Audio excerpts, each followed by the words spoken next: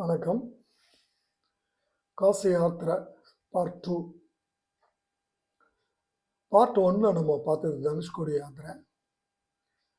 தனுஷ்கோடி யாத்திரை முடிச்ச ஒரு மண்டலம் 48 நாட்களுக்குள்ள நம்ம காசி யாத்திரை ஆரம்பிக்கணும். குறிப்பாக சொல்லணும்னா 15 நாட்களுக்குள்ள வர்றது ரொம்ப நல்லது அப்படின்னு சொல்றது ஐதீகமாக இருக்குது. இந்த காசி யாத்திரையை நம்ம 3 கட்டமாக பிரிக்க போகிறோம். இந்த 3 கட்டம் என்னென்ன கட்டங்கள்னா, நுனி முதல் அடி வரை, அடி முதல் நுனி வரை அப்படின்னு சொல்கிறாங்க. இது எதை வச்சு சொல்கிறாங்கன்னு கேட்டுக்கிட்டிங்கன்னா, அக்ஷயவடம், தயால அக்ஷயவடம்னு சொல்லிட்டு ஒரு ஆலமரம் இருக்குது. அந்த ஆலமரம் சீதையால் ஆசீர்வதிக்கப்பட்டது. அதுக்கு பல யுகங்களாக இருக்குது, இன்னமும் உயிரோடு இருக்குது. தொல்பொருள் இலாக்கா ஆராய்ச்சியின்படி 3000 வருடங்களுக்கு பழமையானதுன்னு சொல்லிட்டு இந்திய அரசாங்கத்தால் அறிவிக்கப்பட்டுள்ளது. அந்த ஆலமரத்தை இப்போ நம்ம கயால நம்ம பார்க்கலாம். அந்த ஆலமரத்தின் அடியில தான் சீதாதேவி அவருடைய மாமனார் தசரதனுக்கு பிண்டம் கொடுத்துருக்காங்க. ஸோ அந்த அக்ஷயவடம் அதனுடைய நுனி திரிவேணி சங்கமத்திலையும், நடுப்பகுதி காசியிலும், அடிப்பகுதி திரிவேணி சங்கமத்திலும் இருக்கிறதாக ஐதீகம். ஸோ கீழே இருந்து மேலே போகலாம், மேலே இருந்து நம்ம கீழவும் வரலாம். இதை நீங்கள் கவனத்தில் வச்சுக்கிறது நல்லது. இதை இன்னொரு விதமாகவும் சொல்லுவாங்க, முண்டம் தண்டம் பிண்டம்னு சொல்லி. முண்டம் அப்படின்றது முடியை காணிக்கையாக கொடுக்கறது, மொட்டை அடிக்கிறது, சுருக்கமாக சொல்ல போனால். அது திருவேணி சங்கமத்தில் கிருஷ்ணவேணி தானம் பண்ணுறத குறிக்கிறது. தண்டம்ன்றது காசியில் காலபைரவர் கோயிலில் காசி கயிறு வாங்குறப்போ நம்ம முதுகில் அங்கே இருக்கக்கூடிய பாண்டா தன் கையில் இருக்கக்கூடிய தண்டம், ஒரு பிரம்பு, அதாவது நம்ம முதுகு மேலே ஓங்கி ஒரு தட்டு, அது தட்டுன்னு சொல்கிறத அடின்னு தான் சொல்லணும், பட்டுன்னு ஒரு அடி அடித்து நம்ம கையில் காசி கயிறை கட்டி விடுவார். இது நம்ம தண்டம் அப்படின்னு சொல்கிறாங்க. 3வது பிண்டம். கயாவில் கொடுக்கறது முன்னோர்களுக்கு தர்ப்பணம் கொடுக்கறது பிண்டம். சரி, இப்போ நம்ம திரிவேணி சங்கமத்தை பற்றி பார்க்கலாம். திரிவேணி சங்கமம் போகிறதுக்கு முன்னால் பக்கத்திலே அயோத்தியா இருக்குது. ஸோ அயோத்தியாவிலேருந்து நாங்கள் ஆரம்பித்தோம். அயோத்தியாவில் குழந்தை ராமரை கும்பிட்டுட்டு அங்கேருந்து திரிவேணி சங்கமத்துக்கு வந்தோம். திரிவேணி சங்கமம் அலகாபாத்தில் இருக்குது. பிரயாக்ராஜ்னு இப்போ பேரை மாற்றி இருக்கிறாங்க. இப்போ மகா கும்பமேளம் நடந்துகிட்டு இருக்குது. வருஷா வருஷம் ஒரு கும்பமேளம், 12 வருஷம் கழித்து வரக்கூடிய ஒரு கும்பமேளா. ஸோ 144 வருஷம் கழித்து வரக்கூடிய கும்பமேளாவுக்கு மகா கும்பமேளான்னு சொல்லுவாங்க. இந்த வருஷம் மகா கும்பமேளம் பிரயாக்ராஜில் நடக்குது. ஏறத்தாழ 50 கோடி பேர் வருவாங்கன்னு சொல்லிட்டு இந்திய அரசாங்கம் மதிப்பீடு செஞ்சிருக்குது. அங்க நம்ம விருப்பம் இருக்கிறவங்க, நேரம் இருக்கிறவங்க அலகாபாத்தில் இருக்கக்கூடிய மோதிலால் வீடு, ஜவஹர்லால் நேரு பிறந்து வாழ்ந்த, இந்திரா காந்தி பிறந்து இருந்து வளர்ந்த அந்த வீடு மியூசியமாக இருக்கிறாங்க. 30 ரூபாய் தான் சொற்ப கட்டணம் தான் வாங்குறாங்க பார்க்குறதுக்கு. அவங்க ட்ரஸ்ட் வச்சு நடத்துகிறாங்க.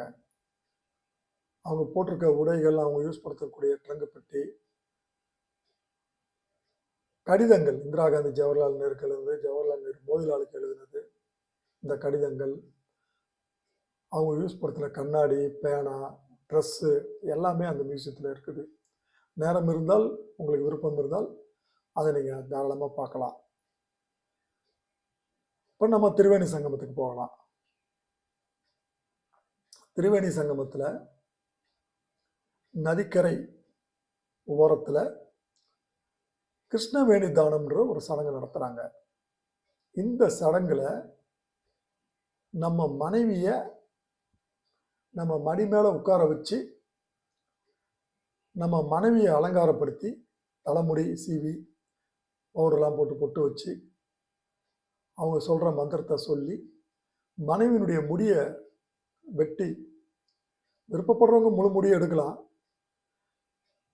குறைந்தபட்சம் முடியினுடைய நுனி பகுதி கொஞ்சம் போல கத்திரிக்கோளால் வெட்டி அந்த முடியை அந்த ஸ்தலத்திலே விட்டுட்டு வர்றது தான் கிருஷ்ணவேணி தானம்.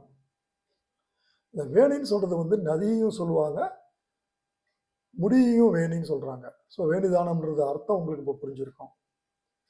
இந்த சடங்கு முடிஞ்சதுக்கு பின்னால் படகு ஏறி ஒரு 2 கிலோமீட்டர் கங்கா நதி உள்ளே நம்ம போகணும். கங்கா யமுனா சரஸ்வதி இருக்கக்கூடிய இடம். போகிறப்பயே கொஞ்சம் தூரத்தில் நமக்கு கங்காவும் யமுனாவும் சேரக்கூடிய கலக்கக்கூடிய இடம் தெளிவாகவே விசிபிளாகவே நம்ம பார்க்கலாம். போகிறப்போ முக்கியமாக நம்ம மறக்காமல் செய்யக்கூடிய ஒரு விஷயம், நம்ம கையோடு எடுத்துகிட்டு வந்த வேணி மாதவர் லிங்கம், அந்த மணலை இந்த கங்கையில் நம்ம கரைக்கணும். வேணி மாதவர் லிங்கம் அது விஷயங்கள் நான் பார்ட் 1ல் தெளிவாக சொல்லியிருக்கிறேங்க. ஸோ அதை கரைச்சதுக்கு பின்னால் அந்த 3 நதிகளில் சரஸ்வதி நதி இப்போ மறைஞ்சு இருக்குது, பூமிக்கடியில் ஓடுதா ஐதீகம். அந்த இடத்துல நம்மளை நீராடணும். நீராடினதுக்கு பின்னால் அங்கே பித்ருக்கு தர்ப்பணம் கொடுக்குறாங்க. அங்கேயே உங்களுக்கு நதியில் கும்பிடுறதுக்கு வசதியாக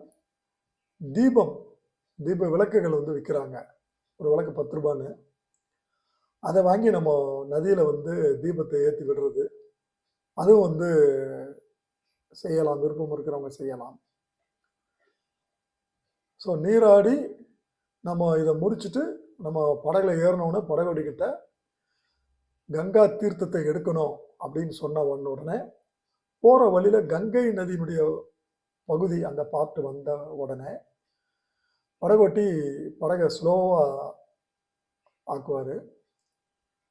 நம்ம கண்டெய்னரில் அங்கே கங்கா தீர்த்தத்தை எடுத்துக்கணும். இது ரொம்ப முக்கியம். இந்த கங்கா தீர்த்தம் தான் காசி தீர்த்தம்னு சொல்கிறாங்க. காசியில் ஓடுறது சுத்தமான கங்கை கிடையாது. ஸோ காசி தீர்த்தம் எதனால் இதை சொல்கிறாங்க, இந்த தீர்த்தத்தை காசியில் இருக்க கடைகளில் நம்ம கொடுத்தோம்னா 1 மணி நேரத்துக்குள்ளே இந்த தீர்த்தத்தை கெட்டு போகாமல் இருக்கிறதுக்காக செம்பில் அடைச்சி, காசி செம்பில் அடைச்சி மேலே மூடி போட்டு நம்ம கையில் கொடுத்துட்றாங்க. அந்த காலத்தில் உங்களுக்கு டிரான்ஸ்போர்ட்டில் இந்த பாட்டில்லாம் உடஞ்சிரும், பிளாஸ்டிக் கண்டெய்னர்லாம் உடஞ்சிருன்றதுனால அந்த காசி செம்பில் சீல் வச்சு கொடுக்கறது எவ்வளோ வருஷம் ஆனாலும் கெடாது. இந்த காசி செம்பு நம்ம வீட்டுக்கு எடுத்துகிட்டு போயிட்டு என்ன பண்ணுறது அப்படின்றத நம்ம இன்னொரு வீடியோவில் நான் அதை பற்றி டீட்டெயிலாக நான் சொல்கிறேன். இப்போது அந்த கங்கா தீர்த்தத்தை நம்ம கலெக்ட் பண்ணுறோம். கங்கா தீர்த்தத்தை நம்மளோட எடுத்துக்கிட்டு காசியை நோக்கி நம்ம பிரயாணம் பண்ணணும். 2வது கட்டம். இங்கே கங்கா தீர்த்தத்தை கலெக்ட் பண்ணுறப்போ முக்கியமாக நினைவில் வச்சுக்க வேண்டியது, அங்கே விற்கக்கூடிய பிளாஸ்டிக் கண்டெய்னர் தயவு செஞ்சு வாங்காதீங்க. கேன்லாம் ரொம்ப மட்டமான குவாலிட்டி, 50 ரூபா 100 ரூபான்னு சொல்லுவாங்க, வாங்காதீங்க. நான் எப்படி கலெக்ட் பண்ணினேன், 1 லிட்டரு பிஸ்லரி வாட்டர் பாட்டிலு 5 பாட்டில் நாங்கள் வாங்கிக்கிட்டோம். எச்சி வச்சு அந்த தண்ணியை குடிக்கவே கூடாது. அந்த தண்ணியை வேறு கண்டெய்னர் 5 லிட்டர் கண்டெய்னருக்கு மாற்றிட்டு அந்த பாட்டிலு சுத்தமான பாட்டிலில் 1 லிட்டர் பாட்டிலில் 5 லிட்டரு 5 பாட்டில் கங்கா தீர்த்தத்தை நான் கலெக்ட் பண்ணினேன். இந்த கங்கா தீர்த்தம் தான் நமக்கு ராமநாத சுவாமி கோயிலில் அபிஷேகத்துக்கு கொடுக்கறது, நம்ம குலதெய்வம் கோயிலில் அபிஷேகத்துக்கு கொடுக்கறது, நம்ம வீட்டுக்கு பக்கத்தில் இருக்க நம்ம வழக்கமாக ரெகுலராக போகிற கோயில்களில் அபிஷேகத்துக்கு கொடுக்கறதுக்கு யூஸ் ஆகுறத மறக்காமல் கவனத்தில் வச்சுக்கணும். இதோட பார்ட் 2 முடியுது. மற்றும் ஒரு வீடியோவில் பார்ட் 3ல நம்ம சந்திக்கலாம். வணக்கம்.